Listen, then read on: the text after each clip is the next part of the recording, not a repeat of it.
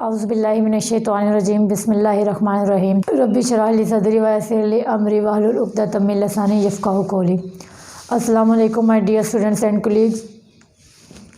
आज जो हमारा नेक्स्ट टॉपिक है वो है नेचुरल रेडियो एक्टिविटी। ये टॉपिक बहुत ही इंपॉर्टेंट है शॉर्ट क्वेश्चंस के लिहाज से भी और लॉन्ग क्वेश्चन के हिसाब से भी। इस टॉपिक को आपने अच्छे तरीके से समझना है और अच्छे तरीके से समझने के लिए आपने इस वीडियो को एंड तक देखना है ताकि आपको जो है इस टॉपिक का कंसेप्ट अच्छी तरह से समझ आ सके। आइए अपने नए टॉपिक को स्टार्ट करते हैं जिसका नाम है नेचुरल रेडियो एक्टिविटी। आपको इसके नाम से पता चल रहा है नेचुरल का मतलब होता है कुदरती, रेडियो एक्टिविटी ऐसे एलिमेंट्स जो रेडिएशंस को खारिज करते हैं, इनको हम नेचुरल रेडियो एक्टिविटी कहते हैं। तो इसके कंसेप्ट को हम पहले मैं आपको इसकी डेफिनेशन लिख देती हूँ।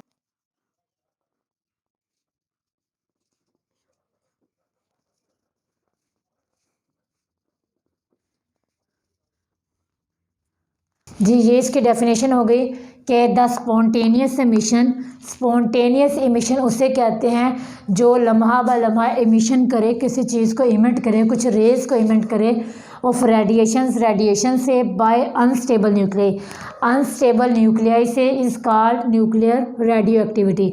अनस्टेबल न्यूक्लियाई कौन से होते हैं? अनस्टेबल न्यूक्लियाई वो न्यूक्लियाई होते हैं जो क्या करें, मसलसल रेडिएशंस को खारिज करते जाएं, उनको हम अनस्टेबल न्यूक्लियाई कहते हैं। अब इस टॉपिक को समझते हैं। सबसे पहले हम इसकी कुछ डिस्कवरी देखते हैं कि हमें कैसे पता चला कि ये रेडिएशंस जो है वो इंट्रोड्यूस हुई। तो हमारे पास साइंटिस्ट थे एक जिन्होंने इसको स्टडी किया। उस साइंटिस्ट का नाम था हेनरी बैकुरल, जो 1896 में एक साइंटिस्ट थे जिनका नाम है हेनरी बैकुरल। इन्होंने ऑब्ज़र्व किया जो एक्सीडेंटली तौर पे दरियाफ्त हुई रेज़ वो किस तरह हुई कि इन्होंने यूरेनियम साल्ट के क्रिस्टल को देखा। जो इनके पास क्रिस्टल था वो था यूरेनियम साल्ट क्रिस्टल था। उन्होंने देखा कि इस क्रिस्टल ने जो क्या है फोटोग्राफिक प्लेट को धुंधला कर दिया, ब्लर कर दिया। किसको कर दिया? फोटोग्राफिक प्लेट को। ये एक फोटोग्राफिक प्लेट बेसिकली क्या होती है? ये एक मेटल टाइप प्लेट होती है जो अगर इसमें से रेडिएशंस इमिट हो तो ये उस प्लेट को क्या कर देती है, उसके कलर को चेंज कर देती है। तो यही वहाँ पर एलिमेंट उनके पास पड़े हुए थे। तो अचानक यूरेनियम के साल्ट का क्रिस्टल जो उस फोटोग्राफिक प्लेट के साथ पड़ा हुआ था उसने उसके कलर को चेंज कर दिया। तो हेनरी ने ये ऑब्ज़र्व किया कि यहाँ पर कुछ ऐसी चीज़ मौजूद है जिसकी वजह से इसका कलर जो है वो चेंज हुआ। फिर उन्होंने मज़ीद इस पर तहकीक की, मज़ीद उसको स्टडी किया। फिर उन्होंने देखा कि ये जो यूरेनियम का साल्ट क्रिस्टल पड़ा है ये अपनी जो प्रॉपर्टीज़ है, जो करैक्टरिस्टिक्स है उसको चेंज कर रहा है। चेंज वो किस तरह कर रहा है कि वो लम्हा ब लम्हा स्पॉन्टेनियसली वो क्या कर रहा है, रेडिएशंस को इमिट कर रहा है, खुद ब खुद रेडिएशंस को इमिट कर रहा है। और जब वो रेडिएशंस इमिट हो रही थी तो वो इमिट होने वाली रेडिएशंस जो उसी के पास उन्होंने एक फोटोग्राफिक प्लेट रखी हुई थी उसने उसको ब्लर कर दिया, धुंधला कर दिया। तो यहाँ से एक्सीडेंटली हमारे पास जो क्या है रेडिएशंस जो है वो दरियाफ्त हो गई। अब नेक्स्ट हमारे पास क्या था कि ये रेडिएशंस जो हैं जब ये दरियाफ्त हुई इनकी कुछ पावर ये थी कि ये ऐसी एबिलिटी, ऐसी सलाहियत रखती थी जो गैस को आयोनाइज कर देती थी। गैस को आयोनाइज करने का क्या मतलब है कि उसके जो मॉलिक्यूल्स हैं वो सेपरेट कर देना, उसको आयोनाइज कर देना। इसका मतलब है कि ये जो रेडिएशंस इन एलिमेंट से इमिट आउट होती थी इनकी कुछ ना कुछ पावर थी, कुछ इनकी खसूसियत थी जिसकी वजह से ये गैस के मॉलिक्यूल्स को भी सेपरेट आउट कर देती थी। तो ये आपको एमसीक्यूज़ में भी आ सकता है। इसके बाद मज़ीद एक्सपेरिमेंट हुए, मज़ीद तहकीकात हुई। फिर दो साइंटिस्ट हमारे पास है, मैरी क्यूरी, एक साइंटिस्ट थी हमारे पास मैरी क्यूरी। उसने दो ऐसे एलिमेंट्स को दरियाफ्त किया जो मुसलसल क्या थे, रेडिएशंस को इमिट करते थे। तो साइंटिस्ट का जो हमारे पास नेम है वो है एक मैरी क्यूरी और उनके जो हस्बैंड थे एंड हर हस्बैंड। और इन दोनों ने मज़ीद फिर एलिमेंट्स को दरियाफ्त किया जो रेडिएशंस को इमिट करते थे। उनमें वो जो दो एलिमेंट्स आते हैं वो कौन कौन से थे? एक तो हमारे पास था पोलोनियम और दूसरा हमारे पास क्या था, रेडियम। ये दो एलिमेंट्स इन्होंने दरियाफ्त किए और कहा कि ये एलिमेंट्स भी ऐसी खसूसियात रखते हैं जो मुसलसल रेडिएशंस को क्या करते हैं, खारिज करते हैं। और जब इन्होंने इन दो एलिमेंट्स के नाम बताए तो इनको नोबेल प्राइज़ भी दिया गया था, नोबेल प्राइज़ भी दिया गया था।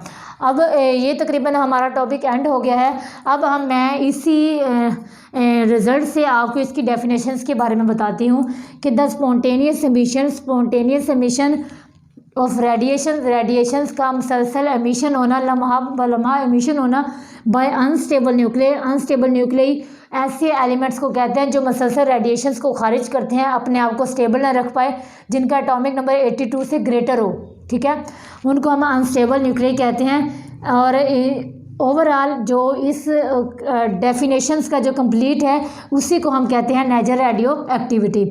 और ये नेचुरल रेडियो एक्टिविटी और ऐसे एलिमेंट्स जो इस रेडिएशंस को खारिज करते हैं उनको हम कहते हैं radio active elements. Radio active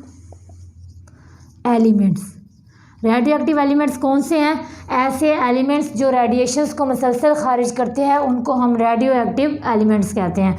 ये ओवरऑल इसमें मोस्टली तो हमारे पास MCQs हैं कि कौन कौन से साइंटिस्ट थे जिन्होंने सबसे पहले डिस्कवरी की और एक्सीडेंटली तौर पे जो हमारे पास दरियाफ्त हुई रेडिएशन वो किस तरह हुई कि हमने यूरेनियम के साल्ट के क्रिस्टल को देखा कि उसने फोटोग्राफिक प्लेट को जो है वो ब्लर कर दिया। और ब्लर किस वजह से हुआ, वो इस वजह से कि यूरेनियम के साल्ट के क्रिस्टल से कंटिन्यूसली रेडिएशन से इमिट आउट हो रही थी, जिसकी वजह से उसने फोटोग्राफिक प्लेट को धुंधला कर दिया।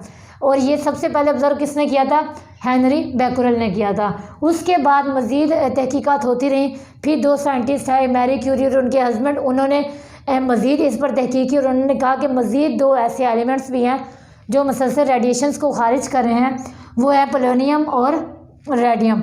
ये दोनों भी रेडिएशंस को खारिज करते हैं। जब उन्होंने इस डिस्कवरी को दुनिया के सामने पेश किया तो उनको नोबेल प्राइज़ भी दिया गया। तो इन दो एलिमेंट्स, ये दोनों एलिमेंट्स रेडिएशंस को खारिज करते हैं, इसलिए इनको भी इस कैटेगरी में रखा गया कि ये रेडियो एक्टिव एलिमेंट्स है। जी अब हम थोड़ा सा इसी टॉपिक को देख लेते हैं कि जब कोई भी रेडिएशंस जो है एलिमेंट है जो रेडिएशंस को कंटिन्यूसली इमिट करता है तो उसमें जो निकलने वाली रेडिएशंस होती हैं वो 3 तरह की होती हैं। जब कोई भी रेडियो एक्टिव एलिमेंट्स जो है वो रेडिएशंस को इमिट करता है तो वो रेडिएशंस 3 तरह की होती हैं। 3 टाइप्स ऑफ रेडिएशंस इमिट। अब 3 टाइप्स ऑफ रेडिएशंस हैं इमिट होती हैं। अब होती किस तरह से, हमें कैसे पता चला ये 3 टाइप्स ऑफ रेडिएशंस निकलती हैं। अब हमने क्या किया, इसके लिए एक एक्सपेरिमेंट किया। हमने कोई भी रेडियो एक्टिव एलिमेंट सोर्स लिया, ये हमने रेडियो एक्टिव एलिमेंट सोर्स लिया, रेडियो एक्टिव एलिमेंट सोर्स लिया। अब उसको हमने प्लेस किस में किया, मैग्नेटिक फील्ड में किया। ये हमने उसको मैग्नेटिक फील्ड में प्लेस कर दिया। ये क्रॉस इसलिए बता रहे हैं कि ये हमें मैग्नेटिक फील्ड की डायरेक्शन बता रहे हैं, ठीक है। अब हमने जैसे अब एक रेडियो एक्टिव सोर्स को मैग्नेटिक फील्ड में प्लेस किया और जब इसमें से रेडिएशन इमिट हुई तो क्या हुआ कि हमारे पास जो रेडिएशन इसमें से इमिट हुई वो अल्फ़ा, और एक रेडिएशन जो नीचे की तरफ मूव कर गई और एक ऊपर की तरफ से, मतलब 2 रेडिएशन अपोजिट डायरेक्शन में मूव हुई, एक नीचे की तरफ मूव कर गई और एक ऊपर की तरफ। जो तीसरी रेडिएशन थी वो बिल्कुल स्ट्रेट मूव करती गई। अब जो नीचे की तरफ मूव करी थी, मतलब जो दाएं तरफ मूव की, उसको अल्फ़ा रेडिएशन या अल्फ़ा पार्टिकल्स का नाम दिया गया, और जो बाएं तरफ मूव की गई उसको बीटा पार्टिकल्स का नाम दिया गया या बीटा रेडिएशंस का, और जो बिल्कुल स्ट्रेट मूव कर गई उनको हमने नाम दिया गैमा रेडिएशंस का या गैमा पार्टिकल्स का। ये 3 किस्म की रेडिएशंस जो है वो किसी भी, जब रेडियो एक्टिव एलिमेंट से रेडिएशन इमिट होती हैं तो वो 3 किस्म की खसूसियात से जो है वो डिफरेंट प्रॉपर्टीज़ रखती हैं। एक अल्फ़ा पार्टिकल, दूसरी बीटा और तीसरी गैमा रेडिएशंस। अब इन्हीं को हम मज़ीद इंडिविजुअली स्टडी करेंगे कि अल्फ़ा रेडिएशंस की क्या खसूसियत है, बीटा रेडिएशंस की क्या खसूसियत है और गैमा रेडिएशंस की क्या खसूसियत है। अच्छा जी, आज का टॉपिक हमारा एंड हुआ। अगर इस टॉपिक से रेलिवेंट कोई भी आपको कन्फ्यूजन हो कमेंट सेक्शन में क्वेश्चन करें और इंशाल्लाह नेक्स्ट आने वाली वीडियो में मैं आपको उसका आंसर दूँगी। तो नेक्स्ट तब तक के लिए अल्लाह हाफिज़। चैनल